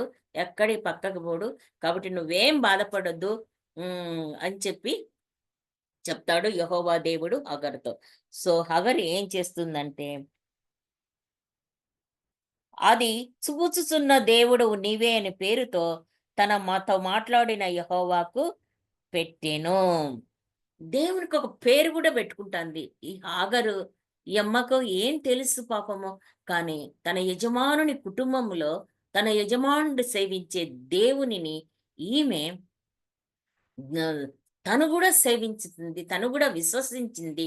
తన యజమానుని దేవుని తనను ఆరాధిస్తోంది కాబట్టి ఆయనకు అంత గొప్ప ఆత్మీయమైనటువంటి ఆ జ్ఞానాన్ని దేవుడు అబ్రహాము కుటుంబంలో దాసి అయిన హగరుకు కూడా దేవుడు అనుగ్రహించారు. మన కుటుంబాల్లో పనోళ్ళు పనిచేస్తూ ఉంటారు కదా, ఇంతెందుకు మన పిల్లలే ఉన్నారు కదా, వాళ్ళు మనం సేవించే దేవునిని ఫాలో అవుతున్నారా? మనము సేవించే దేవునికి లోబడి జీవిస్తున్నారా? మనము సేవించే దేవుని యొక్క మాట ప్రకారంగా జీవిస్తున్నారా? ఆయన మాట వింటేనంట 1000 తరాల వరకు దీవించే దేవుడంట. కానీ అన్నీ తెలిసి కూడా 1000 తరాల దీవెనలు మాకు అవసరం లేదు, మేము అనుకున్నదే చేస్తామంటారు ఇప్పటి జనరేషన్ పిల్లలు. మరి మన ఇంట్లో పనివాళ్ళు ఎలా ఉన్నారు? మనం సేవించే దేవుణ్ణి, మన ప్రవర్తనను, తర్వాత మనం చేసే పనులను వాళ్ళు గమనిస్తూ ఉంటారు. మరి మనము దేవునికి మరి మహిమ తెచ్చే బిడ్డలుగా మన సాక్ష్యము మన పనివాళ్ళ ఎదుట గాని, మన కుటుంబంలోనే కనబడుతుందా? స్త్రీలమైన మనం దీన్ని జ్ఞాపకం ఉంచుకోవాలా. దుబారా మాటలు మనం మాట్లాడకూడదు. ఇతరులను గురించి మనము ఉన్నవి లేనివి మనం మాట్లాడుకోకూడదు. పని వాళ్ళ దగ్గర మనము వేరే వాళ్ళని గురించిన ఇన్ఫర్మేషన్ తీసుకోకూడదు. పని వాళ్ళతో మనం ఇతరులను గురించిన విషయాలు డిస్కస్ చేయకూడదు. ఎందుకంటే అది దేవుని నామమునకు అవమానము. మన ద్వారా వాళ్ళు ప్రభువు దగ్గరకు రావాలా? మన ద్వారా మనం ఆరాధించే దేవుణ్ణి వాళ్ళు సేవించాలంటే మనం చాలా జాగ్రత్తగా మనం ఆరాధించే దేవుణ్ణి వాళ్ళకు మనం పరిచయము చేయాల. హగరు ఈ కుటుంబం ద్వారా దేవుడు ఈ కుటుంబం ద్వారా హగరుకు పరిచయం అయ్యాడు. సో, నువ్వు చూచుచున్న దేవుడవయ్యా అని ఆయనకు పేరు పెట్టుకునింది. మా ఇంట్లో కూడా ఒక బలిజావిడ వంట చేసేది. ఫస్ట్ వాళ్ళ కుటుంబంలో వాళ్ళు ఆరాధన టీవీలో దేవుని వాక్యాన్ని వినడం, నేను పొద్దున్నే ఆమె వచ్చినప్పుడు వాక్యం వినేదాన్ని ఆరాధన టీవీ పెట్టుకొని. సో, అదే వాళ్ళ పిల్లలు పెట్టుకొని వింటూ వచ్చారు. తర్వాత మన ఇంట్లో ఎప్పుడు ప్రార్థనలు జరిగినా కూడా ఆ కుటుంబాన్ని మొత్తాన్ని ఇన్వైట్ చేసేదాన్ని. వచ్చి వాళ్ళు ప్రేయర్‌లో అంటారు పార్టిసిపేట్ చేసేవాళ్ళు. అట్లా మొట్టమొదట వాళ్ళ ఇంట్లో వాళ్ళ చిన్న కుమార్తె రక్షణ పొందింది. ఆ అమ్మాయి బాప్టిజం తీసుకునింది. తర్వాత వాళ్ళ తండ్రి, తర్వాత రెండవ కూతురు వచ్చి వరప్రసాద్ అన్న అప్పుడు ఇక్కడ ఒక 2 డేస్ మీటింగ్స్ కండక్ట్ చేస్తున్నాడు మదనపల్లిలో. అప్పుడు అన్న బాప్తిస్మాలు కూడా ఇచ్చారు. ఆహ్, ఈ ఫ్యామిలీ మొత్తం రెడీ అయిపోయింది. భార్య, భర్త, రెండవ కుమార్తె ముగ్గురొచ్చి మేమందరం తీసుకుంటామని వచ్చేసినారు. ఒక్కసారి ఆలోచించండమ్మా, ప్రభువుని నమ్ముకున్న తర్వాత మీ బంధువుల వలన, వాళ్ళ వలన, వీళ్ళ వలన కొన్నిసార్లు మీకు ఇబ్బందులొచ్చే ప్రమాదం ఉంటది. అప్పుడు ధైర్యంగా మీరు నిలబడగలరా అంటే, మేము నిలబడగలము అని చెప్పినారు వాళ్ళు. సో, వరప్రసాద్ అన్న చేతుల మీదుగా వాళ్ళకి నేను బాప్తిస్మం ఇప్పించినాను. టోటల్ ఫ్యామిలీ దేవుని నమ్ముకునింది. పెద్ద కుమార్తెకి అప్పటికే మ్యారేజ్ అయిపోయింది. ఆ అమ్మాయి హిందువుల్లో ఉండిపోయింది. కానీ రెండవ కుమార్తెను ఒక మంచి విశ్వాసి, పూతలపట్టు దగ్గర అబ్బాయిది విలేజ్, గవర్నమెంట్ ఎంప్లాయీ, ఆ అమ్మాయిని వివాహం చేసుకున్నాడు. లాస్ట్ కుమార్తెను పంచాయతీ సెక్రటరీ అబ్బాయి, పోస్ట్ గ్రాడ్యుయేట్ అబ్బాయి, ప్రభువుని నమ్మిన బిడ్డ, వాక్యము సందేశం ఇచ్చే బిడ్డ. ఆ బిడ్డ వచ్చి లాస్ట్ అమ్మాయిని పెళ్లి చేసుకున్నాడు. పెళ్లిళ్ళ విషయంలో దేవుడు మహా అద్భుతాన్ని చూపించినాడు ఆ కుటుంబంలో. నేనైతే భయపడినా, వీళ్ళు తట్టుకోగలరా ఒకవేళ బంధువుల దగ్గర నుంచి వచ్చే తాకిడి. నేను గొప్ప దేవుడు వాళ్ళనంతగా బలపరిచి వాళ్ళ నమ్మకాన్ని, వాళ్ళ విశ్వాసాన్ని ఆయన హానర్ చేసి ఆ కుటుంబానంతా దీవించేసినాడు. వెంటనే ఆమె బాప్తిస్మం పొందిన ఆ రోజే వాళ్ళ ఇంట్లో ఉన్న విగ్రహాలన్నిటిని తీసి బయటపడేసేసింది. వాళ్ళ ఇంట్లో ఒక్క విగ్రహం గాని లేదు. క్రైస్తవులన్నా బయట సొసైటీకి భయపడి నుదుట చుక్క పెట్టుకుంటారు. ఆమె చుక్క కూడా పెట్టుకోదు. దేవునికి నమ్మకమైన బిడ్డలుగా, విశ్వాసులుగా ఈరోజు ఆ కుటుంబము జీవిస్తాంది. కాబట్టి అబ్రహాము కుటుంబంలో హాగరు ఎలాగ యెహోవా దేవుణ్ణి ఆరాధించిందో ఆయనకొక పేరు కూడా పెట్టుకునింది. చూచుచున్న దేవుడవయ్యా అని పేరు పెట్టుకునింది. తరువాత నన్ను చూచిన వానిని నేను ఇక్కడ చూచిని కదా అనుకుని ఆ నీటి బుగ్గకు బెయర్ లహరోయి అను పేరు పెట్టింది. నీటి బుగ్గ దగ్గర యెహోవా ఆమెకు ప్రత్యక్షమయ్యాడు. ఆ నీటి బుగ్గకు ఆమెకు పేరు పెట్టేసింది. దాని పేరే బెయర్ లహరోయి అని, అంటే సజీవుని బావి అని అర్థం. సో ఇలాగా అగరు ఈ యొక్క శ్రమ పొందటం వలన శారయి దగ్గర తను పారిపోయినప్పుడు ఒక గొప్ప అనుభవాన్ని పొందుకునింది. దేవుడు ఆమెకు ఎదురు రావటము, ఆమెను పలకరించటము, ఆమెకున్న శ్రమను గురించి తెలుస్తూ దేవుడికి తెలియదా శారయి ఇబ్బంది పెడతంటే హాగర్ పారిపోతాందని తెలుసు. కానీ ఆమె నోటి నుంచే వినాలని, హాగర్ ఎందుకు వెళ్తున్నావు? నీకేం జరిగింది? ఎక్కడి నుంచి వస్తున్నావు? ఎక్కడి నుంచి పోతున్నావు? మన నోటి నుంచే మన దేవుడు మన కష్ట సుఖాలను మనం చెప్పుకోవాలని ఇష్టపడతాడు. చిన్నపిల్లల్లో మనము వాళ్ళు ఏదేదో కావాలని వాళ్ళకి వాళ్ళ పిల్లలకి ఏం కావాలనో మనకు తెలుసు. వాళ్ళకి స్నాక్స్ అంటే ఇష్టము. కానీ మనమేమి పిల్లలొచ్చి అడిగిన తర్వాతే మనం కొనిస్తాం గానీ, వెంటనే తెచ్చి స్టాక్ మన ఇంట్లో పెట్టము. అదే దేవుడు మనం అడిగినప్పుడు ఇవ్వాలని ఆయన ఇష్టపడే దేవుడు. మన అవసరత ఏంటో ఆయనకు తెలుసు. తెలిసినా కూడా నీకు అవసరం ఏందో మనము ప్రార్థన చేయాలి. అందుకే ప్రార్థనకంత ఇంపార్టెన్స్ ఉంది. నాకు మొరపెట్టు నేను నీకు ఉత్తరం ఇస్తాను. నువ్వు మాట్లాడుతాంటే నాకు ఇష్టం బిడ్డ అంటాడు దేవుడు. ఆయనతో మాట్లాడాల మనము. ప్రార్థన ద్వారా మనము ఆయనతో మాట్లాడుతాంటే ఆయన కూడా తన జవాబును మనకు ఆయన స్వరం ద్వారా మనకు అనుగ్రహిస్తాడు. సో ఈ సంభాషణ దేవునికి ఇష్టం గనక ప్రతిరోజు మనం ప్రార్థన ద్వారా ఆయనతో మనము మాట్లాడుకుంటూ ఉండాలి. సో ఇలాగా దేవుడు తనను కలుసుకున్న స్థలానికి ఆమె బెయర్ లెహరోయి అని పేరు పెట్టింది. దేవునికి ఒక పేరు పెట్టుకునింది హాగరు. సో నెమ్మదిగా ఇంటికి తిరిగి వచ్చింది. తర్వాత అబ్రహాముకు 86 సంవత్సరాల వయసు ఉన్నప్పుడు ఆమె ఒక కుమారుని కనింది. అబ్రహాం గారితో చెప్పుండొచ్చు, దేవుడు నాకు ప్రత్యక్షమయ్యాడు, బిడ్డకు ఇష్మాయేలు అని పేరు పెట్టమన్నాడని. అబ్రహాం గారు హాగరు కుమారునికి ఇష్మాయేల్ అనే పేరే పెట్టాడు. సో అబ్రహాం గారితో ఆమె బాగా చక్కగా తన విషయాలన్నీ షేర్ చేసుకుంటుందని మనము చెప్పొచ్చు. అంటే యజమానుని దగ్గర, యజమానురాలి దగ్గర ఇక గౌరవంగా, మర్యాదగా ఉండటము దేవుని యొక్క సలహాతో హాగరు నేర్చుకుంది. సత్యం మాట్లాడమే కాదు, యజమానునికి, యజమానురాలికి లోబడి ఉండేటట్లుగా జ్ఞానాన్ని ప్రభు ద్వారా పొందుకుంది హాగరు. తర్వాత రెండవసారి మళ్ళీ ఒక శ్రమ వచ్చేసింది. మొదటిసారి శ్రమ వచ్చేసింది. దేవుడు తానే ప్రత్యక్షమైనాడు. తర్వాత హాగర్‌తో మాట్లాడినాడు. నీకు కొడుకు పుడతాడు, భయం లేదన్నాడు. ఆ కొడుకు ఇష్మాయేల్ అని పేరు పెట్టు, అతని స్వభావం ఏంటో చూడు, అన్నీ చెప్పాడు దేవుడు. కానీ కొడుకుకు పుట్టిన తర్వాత మళ్ళీ ఒక సమస్య స్టార్ట్ అయింది హాగరు జీవితంలో. మన జీవితాల్లో శ్రమ వెంట శ్రమ వస్తానే ఉంటాయి. కొలిమిలో పడి బాగా మనం ఏమైపోతాము, మన మస్టు మైల అంతా పోతేనే మనము శుద్ధ సువర్ణం అయ్యేది. ఒక్కసారిగా శ్రమ వచ్చిపోయిందంటే అమ్మ ఆహా అని మనం రిలీఫ్ అయ్యేదానికి వీలే లేదు. ఎందుకంటే ఎప్పుడు సాతాను ఎప్పుడు మిరింగుదునా అని గర్జించు సింహం వల్ల వెంటబడి తిరుగుతా ఉన్నాడు. కాబట్టి వాని యొక్క బారి నుంచి మనం తప్పించుకోవాలంటే మనం ఎప్పుడు కూడా మిలిటరీ వాళ్ళలాగా అలర్ట్ గా ఉండాల. ఎప్పుడు మనము ఏమంటారు కంఫర్ట్ జోన్ లో మనము ఉండకూడదు. 21వ అధ్యాయంలోకి వచ్చి ఏమైతుందంటే, అబ్రహాముకు 100 సంవత్సరాల వయసులో, శారమ్మకు 90 ఏండ్ల వయస్సులో ఎవరు ఏమవుతుందంటే శారమ్మ గర్భం ధరిస్తుంది, కుమారుని కంటుంది. అతనికి ఇస్సాక్ అనే పేరు పెడతాడు. దేవుడిచ్చిన నామాన్ని అబ్రహాం పెడతాడు. 12వ అధ్యాయంలో దేవుడిచ్చిన వాగ్దానాన్ని 21వ అధ్యాయం వచ్చే లోపల దేవుడు నెరవేర్చుకుంటున్నాడు. ఆమెకు కుమారుడు పుట్టిన తర్వాత ఇక్కడ ఏం జరుగుతుంది అంటే, ఆ అబ్బాయి పాలు విడిచిన సందర్భంగా అబ్రహాము గొప్ప విందు చేసెను అని 21వ అధ్యాయంలో మనము చూస్తాము.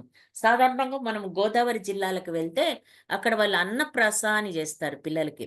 అంటే తల్లి యొక్క పాలు విడిచిపెట్టిన తర్వాత వాళ్ళు మొట్టమొదటిసారి బిడ్డకు అన్నం ముట్టించేటప్పుడు చాలా గ్రాండ్ ఫంక్షన్ చేస్తారక్కడ ఆ జిల్లాలలో. సో, అబ్రహాం గారి కాలంలో గూడా ఇది జరిగిందేమో అన్నప్రాస లాంటిది. మరి దానికి అన్నప్రాస అనొచ్చో మనం కాదో తెలియదు. ఆహ్, సో, గ్రాండ్‌గా విందు చేస్తున్నాడంట అబ్రహాం గారు. బహుశా ఆ కాలంలో పిల్లలు పాలు విడిచేదానికి కనీసం 3 సంవత్సరాల వయస్సన్నా వచ్చుంటది. ఎందుకంటే, మా చిన్నతనంలో గూడా 2 ఏండ్లు, 3 ఏండ్ల పిల్లోళ్ళు వాళ్ళ మమ్మీల దగ్గర పాలు తాగేవాళ్ళు. సో, 3 ఏండ్ల వయసు అనుకుందాం మనం. సో ఆ బాబు పాలు విడిచినప్పుడు గొప్ప విందు చేసినప్పుడు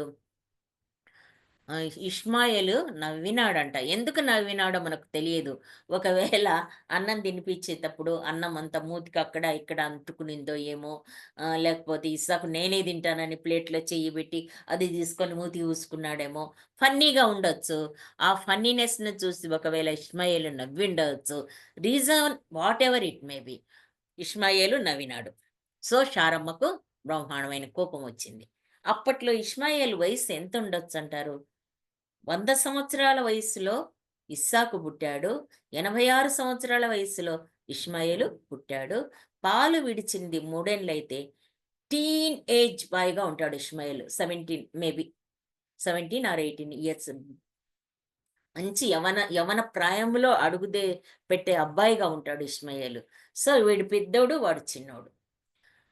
శారమ్మకు విపరీతమైన కోపం వచ్చింది. తర్వాత అబ్రహాము గారితో ఏమంటదంటే 10వ వచనం 21:10 ఈ దాసిని దీని కుమారుని వెళ్ళగొట్టుము.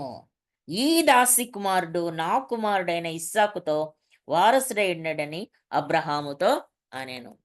మనము 16వ అధ్యాయంలో చూస్తాం ఏమని, నా కోసము కొడుకును కంటుంది హాగరు అని అప్పుడు చెప్పినటువంటి శారమ్మ ఇప్పుడేమంటుందంటే దీని కుమారుని. అబ్రహాంకు కుమారుడు గాడా ఇష్మాయేలు? కుమారుడే. ఎందుకు ఆయన గర్భాన పుట్టినాడు. కానీ దీని కొడుకును తరిమే అంటా ఉంది. తర్వాత అబ్రహాం దన్నప్పుడు 11వ వచనం గమనించండి. అతని కుమారుని బట్టి ఆ మాట అబ్రహామునకు మిక్కిలి దుఃఖము కలుగజేసెను.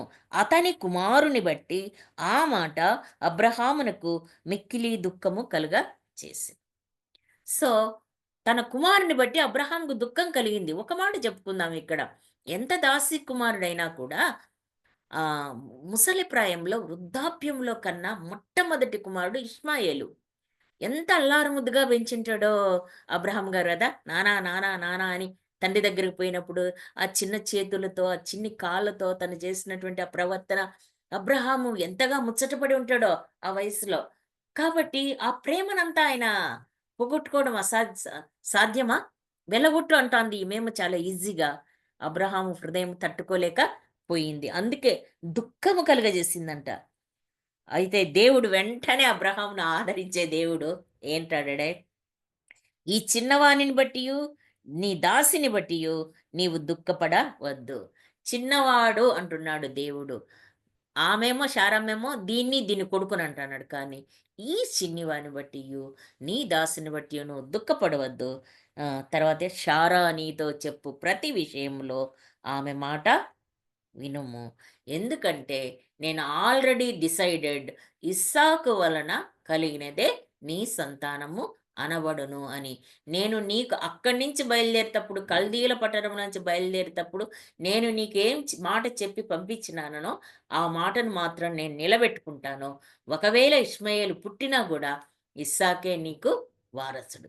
ఇది దేవుడు యొక్క వాగ్దానం ఇస్తే మాట తప్పే దేవుడు కానే కాదు. నిన్ను స్వస్థపరచు యెహోవాను నేనే అన్నాడు ప్రభువు. మరి మనము ఆత్మలో వేదన పడి, దుఃఖపడి ప్రార్థన చేసినప్పుడు, ప్రభువా నాకు స్వస్థత అనుగ్రహించు నాయనా, నువ్వు స్వస్థ అనుగ్రహించే నా కోసం నేను బతకను. నీ కోసం బతుకుతాను. ఇతరుల కోసం ప్రార్థన చేస్తాను. కాళ్ళు తిరగలేని పరిస్థితుల్లో ఉంటే కూర్చొని దేవునికి ఇతరుల కోసం ప్రార్థన చేయొచ్చు. మొరపెడితే తప్పకుండా దేవుడు జవాబిచ్చే దేవుడుగా ఉన్నాడు. హిజ్కియా ఏం చేస్తాడు? తన యొక్క మొఖాన్ని గోడ తట్టు తిప్పుకొని ఏడుస్తాడు కదా! "నువ్వు నీ ఇంటిని చక్కబెట్టుకో. అయిపోయింది. నీ నీకు ఎండింగ్ వచ్చిందన్నప్పుడు." కానీ తను ఏడ్చినప్పుడు దేవుడు తట్టుకోలేకపోయినాడు. మళ్ళా 15 సంవత్సరాల ఆయుష్‌ని అతనికి దయచేసినాడు. గొప్ప దేవుడు. ఆయన మాట ఇస్తే తప్పే దేవుడు కాదు. సో, ఇక్కడ కూడా అట్లాగే హ్మ్. ఇష్మాయేలు నీ కొడుకే కాదనను. కానీ ఇస్సాకే నీ కొడుకు. ఇస్సాకు వలన ఆయనందే నీ సంతానమని దేవుడు చెప్తాడు. ఇక్కడ మనము దేవుడు ఏమన్నా అన్యాయస్తుడా అని ఎవరైనా దీని మీద వాగ్వివాదాలకు దిగితే దేవుడు న్యాయవంతుడనే మనము చెప్పాలి. ఎందుకంటే 12వ అధ్యాయంలో వాగ్దానం చేసిన దేవుడు 21వ అధ్యాయంలోకి వచ్చినప్పుడు ఆయన న్యాయవంతుడే అని మనకు తప్పకుండా మనము నమ్మాలి. చాలామంది బైబిల్ మీద విమర్శలు చేసే వాళ్ళంతా ఇట్లాంటివంటి చిన్న చిన్న మాటలు పట్టుకొని, చిన్న చిన్నవి తీసుకొని పెద్ద భూతద్దంలో పెట్టి చానా దేవుని గురించి చాలా తప్పుగా మాట్లాడుతా ఉంటారు. మనము బాగా వాక్యాన్ని చదువుకుంటే ఇట్లా తప్పుడు మాటలు మాట్లాడే వాళ్ళందరికీ మనము జవాబు ఇవ్వవచ్చు. సో, ఇప్పుడేమైపోయింది మళ్ళీ అబ్రహాం గారు ఏం చేస్తాడు? 14వ వచనం. తెల్లవారినప్పుడు అబ్రహాము లేచి ఆహారమును నీళ్ళ తిత్తిని తీసుకొని ఆ పిల్లవానితో కూడా హాగరునకు అప్పగించెను. ఆమె భుజము మీద వాటిని పెట్టి ఆమెను పంపి వేసెను. చూడండి. మనకిక్కడ అనిపిస్తుంది అబ్బా! అబ్రహాం ఏంటి పాపం గదా! హాగరు దాసి గదా! పిల్లాడున్నాడు గదా! నీళ్ళు ఇవ్వడం ఏంటి? ఆహారం ఇవ్వడం ఏంటి? నువ్వు వెళ్ళిపో అని పంపించడం ఏంటి? పాపం గదా! అనిపిస్తుంది మనకిక్కడ. కానీ దేవుని యొక్క యొక్క వాగ్దానమే. దేవుని యొక్క ఆలోచనలంతే. దానికి మనము యెస్ గాడ్ అని మనము చెప్పాల్సిందే గానీ, దానికి లోబడవలసిందే. ఇప్పుడు ఇక్కడ కూడా మనం కాస్త గమనిస్తే హాగరు కుమారుడు గాని అబ్రహాం పైన తిరుగుబాటు చేసినట్లు, ఆయనను దూషించినట్లు, ఆయనను అవమానకరంగా మాట్లాడినట్లు దేవుని గ్రంథంలో వ్రాయబడలేదు. అంటే వాళ్ళు అలాంటి పనులు చేయలేదని మనం గ్రహించాల. హాగరు ఆ కుటుంబంలో నేర్చుకున్న తన యొక్క ఆ క్రమశిక్షణ, ఆ యొక్క దైవ భక్తి, దైవ ప్రేమ అవన్నీని కూడా ఆమె హృదయంలో భద్రపరుచుకోవటం కాకుండా, తను ఎప్పుడు 16వ అధ్యాయంలో ఎక్కడ దేవుని దూత తనకు ఎదురుపడి, నీ కుమారుని జనాన్ని గొప్ప జనంగా చేస్తాను, తన సహోదరుల ఎదుటే నివసిస్తాడు అని చెప్పినాడో, ఆ మాటను చాలా జాగ్రత్తగా హృదయంలో భద్రపరుచుకుంది. మనం గూడా అంతే. ఎప్పుడో 10 ఏండ్ల కిందట ఇచ్చేసినాడు గదా దేవుడు వాగ్దానము. ఇంకా ఇప్పటికి నెరవేరలేదే. అవుతుందా? పోతుందా? ఇలాంటి నిర్లక్ష్యము, అసహనము లేని యొక్క ఆత్మీయ జీవితంలో మనము ఉండకూడదు.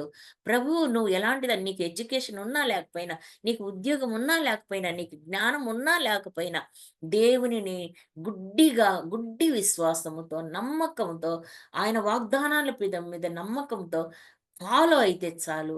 నన్ ఆయనను విశ్వసించిన వాళ్ళకు ఆయన 1000 తరాల వరకు ఆశీర్వదించే దేవుడై ఉన్నాడు గనక, ఆయనను ప్రేమించే వాళ్ళను ఆయన ఆశీర్వదించే దేవుడై ఉన్నాడు కనుక, ఆయన వాగ్దానాన్ని హాగరు నమ్మింది గనక, ఇక్కడ అబ్రహామును గాని, షారాయిని గాని, హాగరు గాని, ఆమె కుమారుడు గాని దూషించినట్లు, అవమానపరిచినట్లుగా అవమానకరమైన మాటలు మాట్లాడినట్టుగా లేదు. దేవునికి స్తోత్రం. హాగర్‌లో ఇది ఒక గొప్ప లక్షణాన్ని మనము చూడొచ్చు. తర్వాత ఈమె ఆహ్, ఏ ఇప్పుడు ఫస్ట్ శారమ్మ ఎక్కడ శ్రమ పెట్టినప్పుడు ఏ దారిలో వెళ్ళిందో, అదే దారిలో మళ్ళా తిరిగి వెళ్ళింది. ఏ దారి అదంటే పారాను అరణ్యము, శ్రమల అరణ్యం. అక్కడంట పాములు, తేళ్ళు, విషసర్పాలు ఎక్కువగా ఉంటాయంట. ఇశ్రాయేలు నిర్గమకాండంలో చూస్తాం గదా! వాళ్ళు ప్రయాణం జేసి సీనాయి అరణ్యం దాటిన తర్వాత, పారాను అరణ్యం దాటిన తర్వాత వాళ్ళు కానాన్‌లో ప్రవేశిస్తారు. సో, ఈ యొక్క అరణ్యంలోకి ఎళ్ళిపోయింది పాపం. అటు ఇటు తిరుగుతా ఉంది. తీసుకొని పోయిన ఆహారం అయిపోయింది, నీళ్ళయిపోయినాయి. ఇప్పుడేమైపోతుందంటే చూడండి, చాలా దూరం నడిస్తే దాహం అయిపోతది. గొంతు తడారిపోతుంది. అందులో అరణ్యం. సో, వీడికి పాపం పిల్లవాడికి దాహం అయితాంది. వాడు పాపం ఏడుస్తాన్నాడు, దుఃఖపడతాన్నాడు. ఒకవేళ ఆ పిల్లోడు ఈ యొక్క నీళ్లు లేకపోవటం వలన, ఆహారం లేకపోవటం వలన వాళ్ళ నాన్న, "ఎందుకు నాన్న ఇంత గొప్ప ఇట్లా పని చేస్తున్నావు? మమ్మల్ని ఎందుకు అడవిలోకి తరిమేసినావు నాన్న? మమ్మల్ని ఇంతకాలం మమ్మల్ని ముద్దుగా చూసుకున్నావు గదా! ప్రేమగా చూసుకున్నావు గదా! ఇప్పుడెందుకు అరణ్యంలోకి తరిమేసినావని" ఒకవేళ అబ్రహామును గురించి బాధపడి ఏడ్చుండవచ్చు. దేవుడా! నువ్వు ఎందుకు మాకు ఈ పరిస్థితి కల్పించినావు? మేము మా తండ్రి ఇంటిలో ఉన్నప్పుడు సంతోషంగా ఉన్నామే. ఇప్పుడు మేము తరమబడినామే. మా పరిస్థితి ఏంటని ఇక్కడ పిల్లోడు కూడా గట్టిగా ఏడుస్తుండవచ్చు. అత వాని బాధ చూడలేక హాగరు కూడా ఏడుస్తా ఉంది 16వ వచనములో. ఈ పిల్లవాని చావు నేను చూడలేను అనుకొని వింటివేత దూరం వెళ్ళి అతనికి ఎదురుగా కూర్చున్నెను. ఆమె ఎదురుగా కూర్చుండి ఎలుగెత్తి ఏడ్చెను. ఎలుగెత్తి అంటే హృదయంలో ఏమంటారు, శరీరంలో ఉన్న శక్తినంతా కూడబెరుక్కొని గట్టిగా కేక వేసి హాగరు ఏడుస్తా ఉంది. శ్రమలో హాగరు ఏడుస్తా ఉంది. కొడుకు ఏడుస్తున్నాడు, తను ఏడుస్తుంది. ఇప్పుడు వాళ్ళిద్దరికీ ఎవరు ఎలాంటి సహాయము లేదు. అరణ్యంలో ఉన్నారు వాళ్ళు. సో, అప్పుడు చూడండి 17వ వచనము. దేవుడు ఆ చిన్నవాని మొర వినెను. 16వ అధ్యాయంలో ఏమంటాడు? యెహోవా నీ మొర నేను విన్నానన్నాడు. ఇక్కడ చిన్నవాని మొర విన్నాను అంటాడు. వీడు పాపం బాగా ఏడ్చుంటాడు. దేవుణ్ణి అడిగుంటాడు. ఎందుకు దేవా మాకు ఈ పరిస్థితి కలిగింది? మమ్మల్ని కరుణించవా, కటాక్షించవా అని. ఒకవేళ ఈ అబ్బాయి ఇష్మాయేలు మొరపెట్టుండొచ్చు దేవుని. చిన్నవాని మొర నేను విన్నాను. హాగరు అప్పుడే దేవుని దూత ఆకాశము నుండి హాగరును పిలిచి, హాగరు నీకేమి వచ్చినది? భయపడకు. చూడండి, రెండవసారి హాగరుకొచ్చిన ఆ భయంకరమైన శ్రమలో, ఆ బాధలో ఆకాశము నుండి దేవుని యొక్క స్వరము హాగరుతో మాట్లాడుతుంది. హాగరు ఏమంటాడు? నీకేమి వచ్చింది? ఏమొచ్చిందో దేవుడికి తెలియదా? అక్కడ నిర్దాక్షిణంగా శారయి ప్రవర్తిస్తా ఉంది. అబ్రహాము దేవుడు తనతో ఏం చెప్పాడో దాన్ని ఫాలో అవుతున్నాడు. ఇప్పుడు ఇద్దరు తల్లి కొడుకులు ఇద్దరు అరణ్యంలోకి వచ్చారు. వాళ్ళకొచ్చిన సమస్య దేవునికి తెలుసు. నా జీవితాలలో వచ్చిన భయంకరమైన శ్రమలు కావచ్చు, సమస్యలు కావచ్చు, అనారోగ్యాలు కావచ్చు, పరిస్థితులు ఏమైనా కావచ్చు, ఆయనకు తెలుసు. ఏమొచ్చింది అన్న భయపడకుము. ఆ చిన్నవాడున్న చోట దేవుడు అనే స్వరము విని ఉన్నాడు. నీవు నేను ఉన్న చోటు నుంచే మనము మొరపెట్టినప్పుడు దేవుడు వినే దేవుడై ఉన్నాడు. ఒకవేళ నువ్వు మందిరానికి వెళ్ళలేని పరిస్థితులు ఉంటే ఇంట్లోనే ప్రభు సన్నిధిలో ఆయన పాదాలు పట్టుకొని మొరపెడితే దేవుడు వినే దేవుడు, జవాబిచ్చే దేవుడు. విని ఆయన మొహం ప్రక్కకు తిప్పుకునే దేవుడు కాదు. నువ్వెంత ఏడుస్తా అంటావో ఆయన అంతే ఏడుస్తా అంటాడు. నువ్వు ఏడుస్తుంటే ఎన్ని కన్నీళ్ళు కారుస్తా అంటావో అన్ని కన్నీళ్ళు ఆయన కూడా కళ్ళలో నుంచి జారుతానే ఉంటాయి. ఆ దేవుడు నీ యొక్క శ్రమను చూసి, నీ కన్నీళ్ళను చూసి, ఏం జరుగుతుందో చూద్దాంలేని నెగ్లెక్ట్ చేసే దేవుడు కాదు. నీ యొక్క కన్నీళ్లను ఘనపరిచే దేవుడు, హానర్ చేసే దేవుడు. సో, హాగరు యొక్క ఏడుపును, కన్నీళ్లను, మొరను, కుమారుని ఏడుపును, మొరను విన్న దేవుడు, నీకేమి వచ్చినది? భయపడకుము. నా జీవితాలలో దేవుడు అదే మాట్లాడుతున్నాడు. భయపడకుము, భయపడకము అని దేవుడు మాట్లాడుతున్నాడు. నీవు లేచి ఈ చిన్నవారిని లేవనెత్తి నీ చేత పట్టుకొనుము, వారిని గొప్ప జనముగా చేసేదనని ఆమెతో అనేను. అబ్రహాం లేకుంటే ఏంటి? నువ్వు లేయి. లేసి నీ కొడుకు చెయ్యి నువ్వు పట్టుకో. నేను నిన్ను నడిపిస్తాను. అబ్రహాం లేకపోయినా నడిపించే శక్తిమంతుడైన దేవుడను నేను నీకు ఉన్నాను. చాలా మటుకు కొన్ని కుటుంబాలలో ఆహ్, కొన్ని పాపం కొన్ని కష్టతరమైన పరిస్థితుల్లో భర్త కోల్పోయినప్పుడు స్త్రీలు చాలా వేదన, రోదనకు గురవుతారు. ఎందుకంటే కుటుంబ యజమానుడు వెళ్ళిపోవటం వలన తమకు ఒక ఆదరణ పోయిందని భయపడతారు. కానీ దేవుడు ఈరోజు తన వాక్యం ద్వారా మాట్లాడుతున్నాడు. ఆ రోజు భర్త దేవుని యొక్క చిత్తానుసారంగా బయటికి పంపబడిన హాగరు దేవుడు ఆమెనే నడిపిస్తానని హామీ ఇచ్చి ఆమెతో మాట్లాడుతాన్నాడు. నీ కొడుకు చెయ్యి నువ్వు పట్టుకో, నేను నిన్ను నడిపిస్తాను. చూడండి ఎంత గొప్ప ఆదరణ దేవుని దగ్గర నుంచి మనకు దొరుకుతుందో. 19వ వచనం. మరియు దేవుడు ఆమె కన్నులు తెరిచినందున ఆమె నీళ్ల ఊట చూచి వెళ్ళి ఆ తిత్తిని నీళ్లతో నింపి చిన్నవానికి త్రాగనిచ్చెను. ఇది నిజంగా చాలా ఆ, అందరి జీవితాల్లో కూడా జరిగే పరిస్థితి ఏంటంటే, శ్రమలో ఉన్నప్పుడు, కష్టంలో ఉన్నప్పుడు, బాధలో ఉన్నప్పుడు ఎవరేం చెప్పినా వింటాం, ఎవరేం చెప్పినా నమ్మేస్తాం. కానీ అసలైన దేవుని వైపు చూసి దేవుని దగ్గర నుంచి ఏం వస్తుంది, నాకు ఎలాంటి జవాబు వస్తుంది, ఆయన ఎలాంటి సహాయాన్ని పంపిస్తాడని మనం ఆలోచనే చెయ్యము. ఈమె కూడా కష్టంలో, ఏడుపులో, దుఃఖంలో తనకి ఎదురుగానే నీళ్ళ ఊట, ఏది బెయర్ లెహరోయి. బెయర్ లెహరోయి అనే ఊట దగ్గర ముందు ఎప్పుడు ప్రత్యక్షమైనాడో ఆ సజీవుని బావి దగ్గర, అదే బావి దగ్గర దేవుడు మాట్లాడుతూ ఉంటే అప్పుడు ఆమె కళ్ళు తెరవబడినాయి. ఆత్మీయ నేత్రాలు తెరవబడినందున ఆమె ఏం చేస్తుందంటే ఆ యొక్క ఆ, ఆ తిత్తిని నీళ్లతో నింపి చిన్నవానికి త్రాగనిచ్చెను. దేవుడు ఆ చిన్నవానికి తోడై ఉండెను. దేవుడు ఆ చిన్నవానికి తోడై ఉండెను. మనం చాలాసార్లు ముస్లిం వాళ్ళని తిడతాం కదా, దేవుడే తోడై ఉన్నాడు వాళ్ళకు, అందుకే వాళ్ళంత రిచ్. ఆ! ఇస్రాయేల్ దేశం చుట్టూ వాళ్ళు పెట్రోల్ బావులు, బంగారము, అన్నీ వాళ్ళు అంత సంపదతో తులతూగుతుండారు. కారణం ఏంటి అంటే ఆహ్, దేవుడు వాళ్ళకి తోడై ఉన్నాడు. ఆ రోజు హాగరుకు వాగ్దానం చేసిన దేవుడు ఈరోజు వాళ్ళ సంతానానికి దేవుడు తోడై ఉన్నాడు. కాబట్టి వాళ్ళు రిచ్‌గా ఉన్నారు. అయితే వాళ్ళు ఆరాధించే దేవుడు యెహోవా దేవుడే కానీ, అల్లా అనే నామంతో వాళ్ళు దేవుణ్ణి ఆరాధిస్తా ఉంటారు. సో, అలాగున మళ్ళా మనము ఆహ్, అబ్రహాం యొక్క మరణము జరిగినప్పుడు 21వ 25వ అధ్యాయంలో 9వ వచనంలో చూస్తే గిన 9, 18 వచనాల్లో అబ్రహాం గారు చనిపోయినప్పుడు ఇస్సాకు తర్వాత ఎవరు ఆహ్, ఆహ్, ఇష్మాయేలు ఇద్దరు పోయి ఆయనను పాతిపెట్టినట్లు దేవుని వాక్యంలో చూసుకుందాం. చివరిగా చెప్తాను. 25 ఆ! 9వ వచనాల్లో. మక్పేలా గుహలో అతని కుమారులకు ఇస్సాకును, ఇష్మాయేలును అతనికి పాతిపెట్టిరి. పాతిపెట్టిరి. ఇద్దరు కలిసి పాతిపెట్టినారు. వాళ్ళిద్దరి మధ్య విరోధం లేదర్రా! చాలా కానీ ఇప్పుడు ఎందుకో విరోధం అని ప్రజలే విరోధులుగా మారిపోయినారు వాళ్ళు. కానీ అప్పట్లో ఇష్మాయేలు, ఇస్సాకు ఇద్దరు కలిసి, అన్నదమ్ములు ఇద్దరూ కలిసి అబ్రహాం గారిని పాతిపెట్టినారు.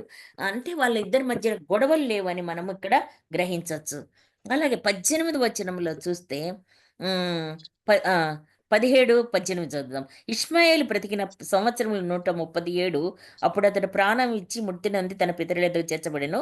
వారు అష్షూరునకు వెళ్ళు మార్గమున హవీలా మొదలుకొని ఐగుప్తు షూరు వరకు నివసించారు. అతని సహోదరులు అందరి ఎదుట నివాసము ఏర్పరచుకొనెను. అతని సహోదరులందరి ఎదుట అతడు నివాసము ఏర్పరచుకొనెను. అలాగే ఇస్సాకు కూడా ఎక్కడున్నాడంటే తెలుసా? బయర్ లహరోయి దగ్గర నివసించినాడంట ఇస్సాకు. అంటే అన్నదమ్ములు ఇద్దరు దగ్గర దగ్గరగా నివసించినారు.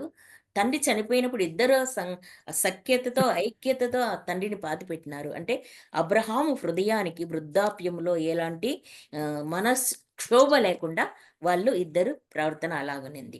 ప్రియమైన దేవుని పిల్లలారా, శ్రమలో ఆదరించే దేవుడు మన దేవుడు. అసలుకు విన్నాం గదా! ఆమె శ్రమ, పాపం ఆమె ప్రేమేం లేకుండా ఆమె అబ్రహాము కౌగిటికి ఇవ్వబడింది. ఇవ్వబడిన తర్వాత సహజంగా మనుషులకొచ్చే గర్వం ఆమెలో రావటం వలన తను శ్రమల పాలైంది. అయినను శ్రమలో ఆమె యొక్క నిజాయితీని దేవుడు హానర్ చేసినాడు. తనకు అబ్రహాంకు ఎలాగో వాగ్దానం చేశాడో హాగరుకు కూడా దేవుడు వాగ్దానము చేశాడు. తర్వాత అలాగే రెండవసారి కూడా తన శ్రమలో అరణ్యంలో పారిపోయినప్పుడు దేవుడు ఏ నీటి బుగ్గ యొద్ద ఆమెను ఆదరించినాడో అదే ఆ నీటి బుగ్గ ఏది? జీవము కలిగిన దేవుని సంఘము. దేవుని సంఘంలోనే మనం ఆదరించబడాలి గాని మన చుట్టాలు, మన బంధువులు, రక్త సంబంధికులు కాదు. దేవుని వాక్యము మనకు సంఘములో జీవము కలిగిన నీటి బుగ్గ, బెయర్ లెహరోయి, జీవం కలిగిన దేవుని సంఘము, సజీవుని బావి అది. సో అక్కడ మనం ఆదరించబడాల.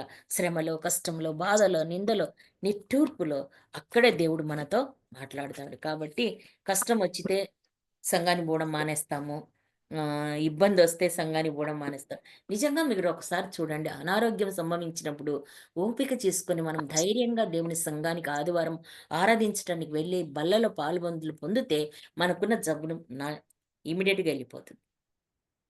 ఇది దేవుని యొక్క కనికరము, కృప.